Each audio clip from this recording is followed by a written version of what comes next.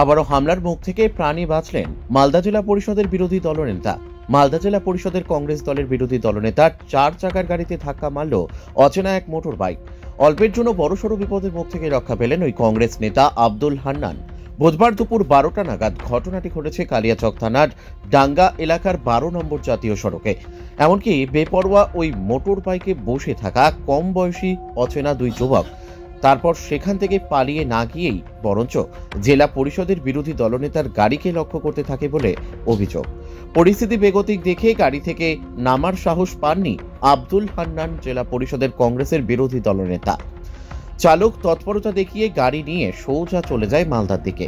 মালদা এসে মৌখিকভাবে বিষয়টি জানিয়েছেন পুলিশকে। এরপর তিনি লিখিতভাবে থানায় জানাবেন বলে জানান। মালদা জেলা পরিষদের কংগ্রেস দলের বিরোধী দলনেতা আব্দুল হান্নান জানিয়েছেন, এদিন দুপুরে মালদা থেকে কালিয়াচকের দিকে ব্যক্তিগত কাজে যাচ্ছিলাম। ডাঙ্গা এলাকায় চা খাবো বলে গাড়ি দাঁড় করানোর কথা চালককে বলি। সেই সময় একটি মোটর বাইক সজোরে এসে গাড়িতে ধাক্কা মারে।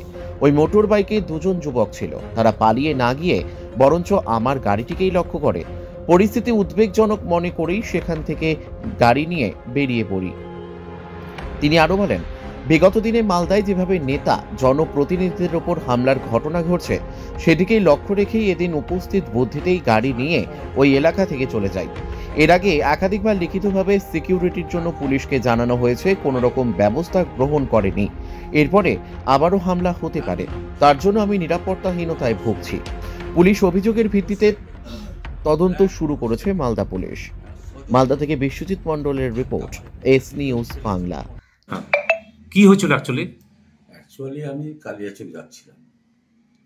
আজকে বেলা 12টা নাগাদ আমি যখন চা খাওয়ার জন্য মনে করলাম যে ডাঙাতে একটু করব, চা খাবো, তাই আমি টার্নিং নিচ্ছিলাম। নেওয়ার সময় এক মোটরসাইকেল, ব্ল্যাক মোটরসাইকেল সজোরে ধাক্কা মারে। দুজন ছেলে ছিল মোটরসাইকেলে। এই দুজন ছেলে আমার গাড়িতে ক্ষতিও হয়েছে, একটা ভেঙেও পড়ে গেছে অনেক কিছু, যেগুলো মানে পিভিসির জিনিস আছে সেগুলোও ভেঙে পড়েছে। আমার এই রেঞ্জ রোভার গাড়িটাতে আমার যেটা গাড়ি গভর্নমেন্টকে দেওয়া আছে, হ্যাঁ, সেই গাড়িতে আমার নামে না, গাড়িটা হচ্ছে আমার স্ত্রীর নামে। তাই আমি ওই অবস্থায় ওই ডাঙা থেকে আমি দেখলাম যে ওদের অ্যাটিটিউড খারাপ, তাই আমি আর ওখানে দেরি না করে আমি ওখান থেকে ওদের যে আবার দ্বিতীয়বার যে ওরা আমাকে আক্রমণ করবে এরকম মনোভাব লাগলো, তাই আমি আবার ওখান থেকে ফেরত হয়ে চলে এলাম। আপনার কি মনে করছেন এটা? আমি মনে করছি যে এটা আমার যেভাবে হয়েছে সেটা ঠিক আমাদের যে দুলালবাবু হলেন সেইভাবে আমাকে মারার চেষ্টা করছিল মনে হচ্ছে। আমি যদি নেমে যেতাম তাহলে গাড়ি থেকে নেমে ড্রাইভার বললাম তুমি চলো বাড়ি, নামলে বলা তো আপনার উপর কোনো হামলা হতে পারতো, আমার উপর হামলা আবার হতো এরকম মনে হলো। গিয়ে ওরা কিন্তু দেখছিল, দেখে আবার আমার দিকে তেড়ে আসবে এরকম ভাবছিল, তাই আমি আবার ব্যাক করে চলে আসলাম। আর কালিয়াচক যাওয়া হলো না আমার। এর আগেও আপনার সঙ্গে এরকম ঘটনা ঘটেছিল? এর আগে ঘটনা ঘটেছিল, আমাকে হুমকি দেওয়া হয়েছিল। আপনি একটা জেলা পরিষদের বিরোধী দলনেতা কংগ্রেসের, আপনার সঙ্গে তো এখন সিকিউরিটি থাকা দরকার, তো আপনাকে নিরাপত্তাহীনতা ফিল করছেন? হ্যাঁ, সেই আমার তো এখন নিরাপত্তা তো নেই বললেই চলে।